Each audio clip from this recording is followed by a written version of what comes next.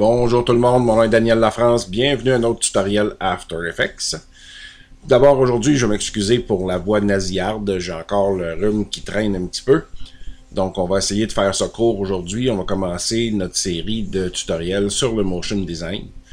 On n'élaborera pas trop, on va simplement commencer à regarder comment créer certains items là, qui vont nous permettre à créer ces motion design là, puis d'agrémenter nos animations.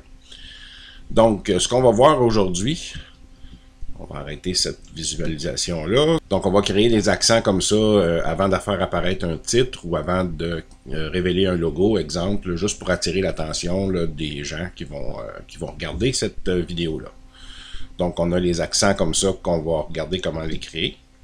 On a aussi le type d'explosion avec le calque de forme. On va regarder la répétition aussi, comment ça fonctionne, créer des espèces de feux d'artifice comme ça, qui vont aussi attirer l'attention sur certaines parties de la vidéo quand ça va être le temps, là, au moment de faire nos motion design. Puis on va pouvoir créer avec les accents ici des patterns différents. Ici, j'en ai un où les hexagones sont tous collés un sur l'autre et arrivent un après l'autre dans l'écran. Et on peut tout simplement le faire de façon aléatoire aussi et placer ça de façon différente. Donc ça peut servir dans toutes sortes de vidéos, dans toutes sortes de designs. Ça sera à vous de regarder avec votre imagination comment disposer de tout ça. Donc, ce qu'on va faire, on va simplement se créer une nouvelle composition pour commencer. On va l'appeler tutoriel, celle-là. Et voilà. Les dimensions, ça n'a pas d'importance, c'est selon votre projet. Moi, je travaille en HDTV 24 images par seconde. On va laisser à 10 secondes, c'est parfait. On va se créer un arrière-plan. Quand on fait du motion design, ce qu'on veut, c'est d'avoir un arrière-plan attrayant pour donner l'accent sur ce qu'on veut aussi. Donc, on va commencer par se créer un solide. On peut le créer noir sans problème. On va l'appeler BG pour background ou arrière-plan en français. On va aller dans les effets, dans notre panneau d'effets ici. On va cliquer avec le bouton de droite ou on peut aller dans notre panneau, si vous voulez. Moi, je l'ai ici à part dans une autre fenêtre, là. Des effets prédéfinis, mais j'aime bien utiliser le panneau d'effets ici, c'est beaucoup plus rapide. On va aller dans Génération, et dans Génération, on va avoir Gamme de dégradés. C'est la façon la plus simple de faire un arrière-plan qui a un peu de profondeur. Si on ne veut pas avoir de profondeur, exemple, on va prendre la couleur foncée ici, le noir, et on va amener ça ici dans l'écran. Et disons qu'on veut un arrière-plan rouge foncé comme ça ici, mais avec un dégradé dedans. Donc, on va tout simplement cliquer OK sur la couleur. On va prendre l'autre couleur, on va la copier exactement identique pour avoir un arrière-plan plein. L'arrière-plan plein, lui, peut servir si on est en flat design, exemple, puis on ne veut pas avoir nécessairement de profondeur. Bon, on va se servir d'un arrière-plan plein de la couleur qui nous plaît, là. Dans notre cas ici, on veut donner un peu de profondeur, donc on va prendre la couleur du haut ici. On va tout simplement aller varier sa teinte pour donner un autre aspect. On va mettre ça en radial, ici. Là, on voit déjà ce que ça nous donne. On va reculer un petit peu. On va enlever la grille. Là, on voit ici que mon cercle est étendu. Là, je peux prendre celui d'en bas et l'étirer un petit peu pour donner exactement la profondeur que je veux. Je pourrais amener ça au centre aussi si je veux attirer l'attention au centre. Plus dans un coin. Je peux l'amener où je veux pour amener cette espèce de luminosité-là où je veux. Je peux changer la couleur, donner un petit peu plus de profondeur en ayant plus de clarté. Donc, on ajuste ça comme on veut. On va ensuite de ça prendre la dispersion, puis on va monter ça environ à 100 points, là, autour de 100 points. Ça va nous permettre de faire disparaître, là, si je remets ça à 0 ici, les espèces de lignes, je ne sais pas si vous les voyez, mais il y a un petit peu de banding là, qui se fait dans l'image. En le dispersant, mais en ajoutant du bruit, ben, ça va tout simplement éviter que ça apparaisse à l'écran au moment du rendu. C'est sûr que si on compresse nos vidéos pour aller sur YouTube ou en MP4 à compression maximum, le banding va revenir. Mais l'idée, c'est d'avoir un bon rendu pour que ça soit beau à l'écran. Donc, peu importe la couleur qu'on a choisie, donner de la profondeur ou pas, on a un arrière-plan qui est déjà dessiné ici. Alors maintenant, on va se créer un calque de forme. Le calque de forme, on va l'appeler cercle. On va cliquer dessus, on va faire Enter sur notre clavier. On va faire cercle. Ensuite, on va ajouter une ellipse. Et on va ajouter un contour. Alors, notre contour ici, on va venir mettre sa dimension, la largeur du contour à 30. Et on va aller sortir l'échelle de notre cercle et on va venir amener ça à 500 ici, disons. Comme ça ici. Là, on va tout simplement réouvrir notre onglet pour aller chercher notre contenu. Et on va aller dans notre contour. On va tout simplement mettre une clé d'animation au début de notre contour ici. On va aller à une demi-seconde. Et on va mettre ça à 0. Même chose pour l'échelle. On va faire S pour trouver l'échelle. On va aller à notre demi-seconde. On peut faire U pour bien voir les clés d'animation. Faire majuscule S pour sortir les contrôles de l'échelle. On va tout simplement se magnétiser en... Quand on tient majuscule enfoncé, on va se magnétiser après notre clé d'animation la plus près. Ou le bord, exemple d'un calque. Là, on va tout simplement mettre une clé d'animation ici à la fin. Et on va venir ici au début. Et on va mettre ça à 0. Donc, ça nous donne une animation, si on la regarde comme ça ici, où on va avoir un cercle qui va partir au début et qui va venir s'éteindre à rien ici. Pour donner plus de vie un petit peu à tout ça, on va faire F9 pour lisser nos clés d'animation. On va cliquer sur l'éditeur graphique. On va cliquer ici sur les petites montagnes en bas pour se donner plus de place pour travailler. On va sélectionner notre clé d'animation ici. On va prendre la petite poignée. On va ramener ça pour avoir une courbe qui ressemble à ça ici. Donc, ça nous donne une animation de, je pense, c'est 33 jusqu'à 100 ici, là. Donc, l'interpolation va se faire beaucoup plus explosive. Donc, on va avoir ici un cercle qui va se déployer rapidement et qui va venir s'éteindre lentement ici. Alors, la largeur de départ, ben, vous la mettez comme vous voulez pour être capable de mettre ça là, à votre goût. Moi, j'ai mis 30 parce que je veux pas que ça soit trop large au début pour venir s'éteindre ici. Alors, maintenant qu'on a créé notre premier cercle, on peut faire tout simplement dupliquer notre calque ici, de cercle. On peut ouvrir des clés d'animation en faisant U et tout simplement changer sa dimension ici à 200, exemple. On aura une autre dimension de cercle. On peut le déplacer au niveau de sa position ici et le décaler un peu de quelques frames. Et ça nous donne déjà une animation un petit peu plus intéressante. Donc, vous avez compris le principe. On va tout simplement dupliquer encore, CTRL-D. On va ouvrir les clés d'animation. On va venir mettre notre curseur sur le dernier curseur ici. On va mettre ça ici à 350, disons. Et on va tout simplement le tasser un petit peu et le mettre dans l'autre sens ici. Donc, ça nous donne quelque chose comme ça ici. Ça a été fait assez rapidement. On fait un seul calque, on va le dupliquer, on va changer ses valeurs, on va le déplacer et ça nous donne ça. Maintenant, si on veut créer d'autres formes, ben, tout ce qu'on va faire, c'est on va tout simplement prendre notre même calque ici. On peut prendre le premier si on va avoir la grandeur maximale au début. On va faire CTRL-D, on va l'amener au-dessus ici. Là, on va ouvrir tout simplement le contenu. Là, on a notre tracé d'ellipse qui est là. Alors, tout ce qu'on a à faire, c'est venir ici, prendre un tracé qui va être rectangulaire, exemple. Et là, ce que je vais avoir dans mon rectangle, je vais avoir mon cercle aussi. Tout ce que j'ai à faire, c'est tout simplement prendre mon tracé d'ellipse, le supprimer. Et là, je vais avoir mon tracé rectangulaire qui est là. Donc, ça va être mon carré. Que lui, je peux aussi venir à ma dernière clé d'animation ici, changer l'échelle à ce qui me plaît, le déplacer ici, et là, je vais avoir un carré qui va s'ajouter dans mon animation. Et là, je peux faire ça avec toutes les formes. Donc, je fais dupliquer encore, CTRL-D, je peux dupliquer celle-là tout simplement. Ouvrir les clés d'animation en faisant U, aller mettre sur la dernière ici. Changer la dimension, m'en venir ici, et tout simplement en faisant une rotation de 45 degrés, je vais me retrouver avec un losange.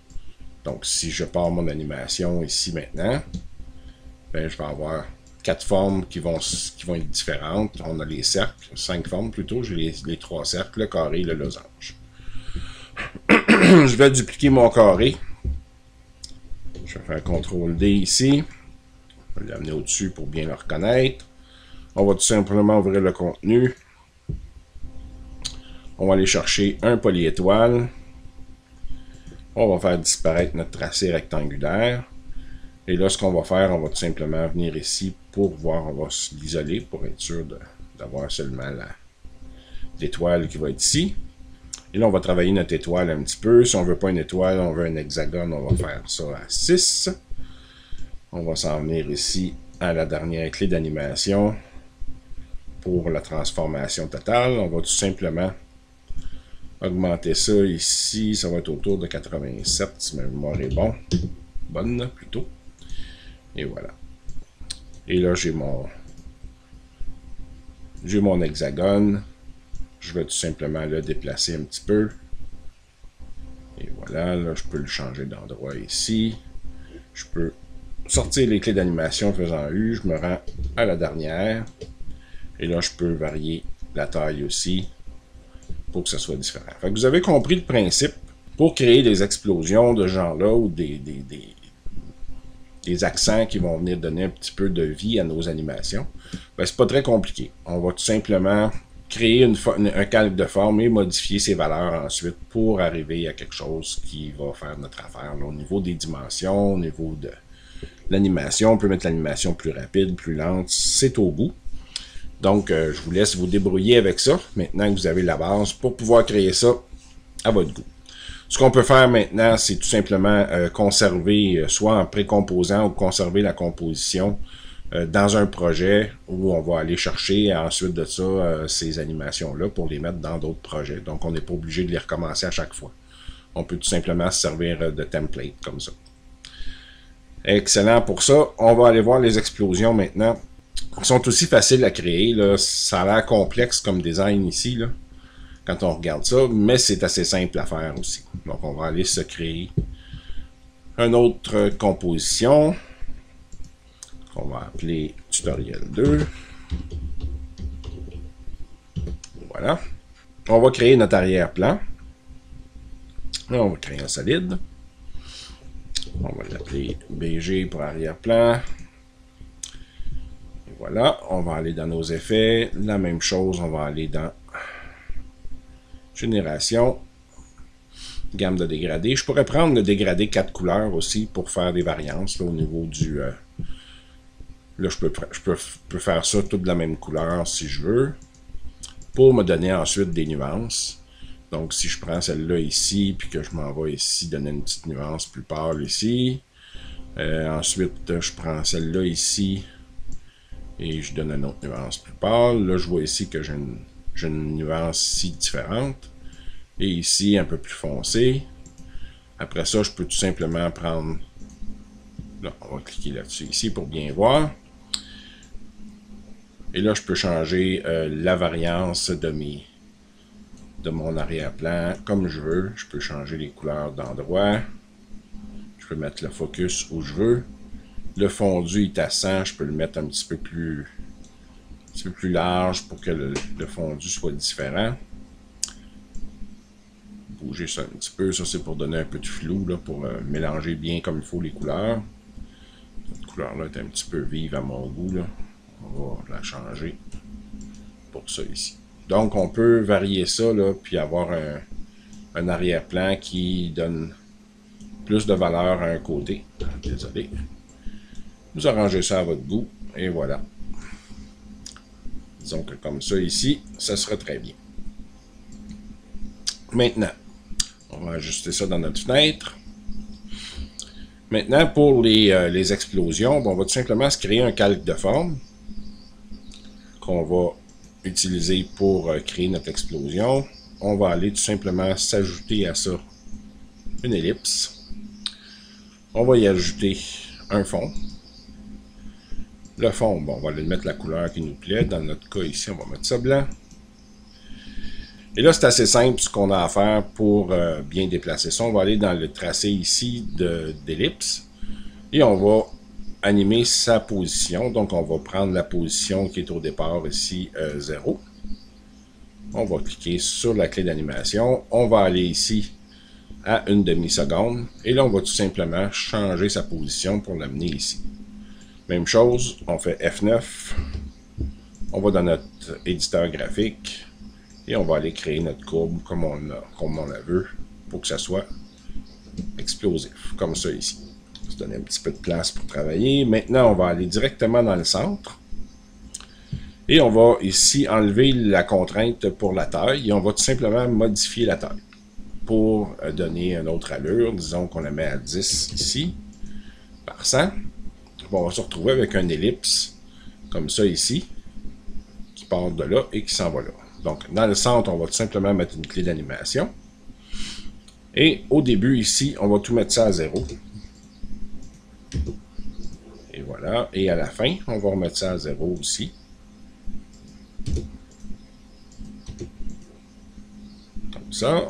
On va tout simplement prendre les clés d'animation ici et faire seulement F9 pour celui-là. Donc, ça va nous donner quelque chose qui va ressembler à ça ici. Maintenant, pour créer l'explosion, tout ce qu'on a à faire avec notre tracé, c'est d'ajouter une répétition. Donc, on va aller cliquer sur la petite flèche ici. On va cliquer sur répétition. Dans la répétition, on va aller se mettre sur notre curseur pour bien voir au centre. On voit que nos 3 répétitions sont alignées parce qu'on a 3 copies ici. On va aller chercher les transformations de la répétition. On va mettre la position de la répétition à 0 pour les mettre une par-dessus l'autre comme ça. Ensuite, on va cliquer sur la rotation, on va cliquer sur le chronomètre en appuyant sur Alt pour créer une expression. Et on va tout simplement taper 360 divisé. Et là, on va prendre notre petit serpentin ici et on va aller régler ça avec le nombre de copies. Donc, aussitôt que je vais relâcher, vous allez voir, les copies vont se distribuer également sur 360 degrés pour le nombre de copies. Donc, le nombre de copies que je vais ajouter va prendre en considération de se placer autour de façon égale. Donc, mettons que je vais mettre 20 copies ici, puis que je ramène ça au début, ben, et voilà, mon explosion est créée.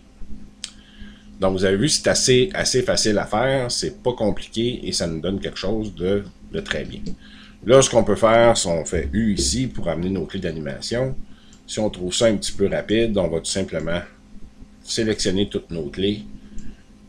On va faire Alt, on va prendre les dernières clés d'animation ici, on va étirer ça, par exemple, à 16 frames. Et ça va nous donner quelque chose qui est un petit peu plus délicat là, comme explosion. Maintenant, pour faire les variantes, si on veut avoir plus de variantes, bon, on va tout simplement copier ça. On va le dupliquer. CTRL D. On va aller dans notre contenu ici. Et tout ce qu'on va faire, c'est qu'on va modifier la forme. On va faire U pour voir les clés d'animation. On s'assure qu'on est bien dessus. Et là, si je veux avoir des points, ben, je vais tout simplement mettre ça égal ici au niveau de la forme. Et là, si je l'isole, ben, vous allez voir que j'ai seulement des points. Donc, si je veux travailler avec les deux imbriqués une dans l'autre, ce que je peux faire, c'est tout simplement changer son échelle. Je vais prendre son échelle et je vais la diminuer pour voir les points, exemple, qui vont suivre la trace de mes lignes ici, qui s'en vont, et voilà, ça va faire ça comme ça. Je peux dupliquer ça encore, et je peux prendre l'échelle, et tout simplement, l'amener ici, au début, et voilà. Et là, je vais avoir quelque chose qui a un petit peu plus de punch, avec tout simplement 3 copies, 3 instances de mon explosion. Je veux varier ça encore, rien de plus simple. Je vais tout simplement prendre mon calque de forme numéro 2. Je vais le dupliquer une autre fois. Je vais tout simplement remettre son échelle à 100%. On va faire S. On va prendre son échelle, on va la mettre à 100%. On va faire R pour les rotations. On va prendre celui-là ici. Et on va tout simplement tourner notre rotation. Si on va jusqu'à 10 degrés, exemple, on devrait être pas mal dans le centre. Donc, c'est 9 degrés. Et voilà. Donc, ça devrait nous donner une explosion qui est encore plus définie et qui n'a pas été compliqué à faire là, simplement en copiant des calques. On peut décaler nos calques ensuite pour qu'ils arrivent séparément. Donc, vous avez compris le principe. Vous pouvez faire ça avec toutes les formes. Vous pouvez prendre un rectangle, vous pouvez prendre un carré, vous pouvez prendre une étoile.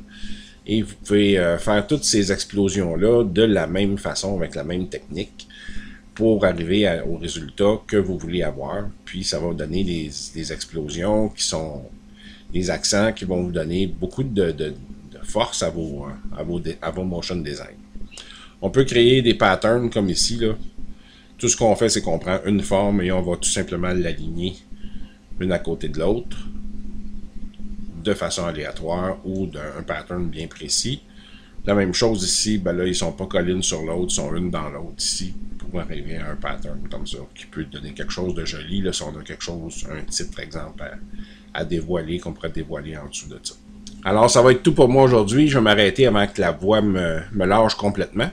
Il y aura d'autres épisodes de Motion Design. Surveillez ma chaîne pour voir les prochains épisodes qui vont venir. On va toucher pas mal à toutes les composantes là, pour créer un Motion Design intéressant.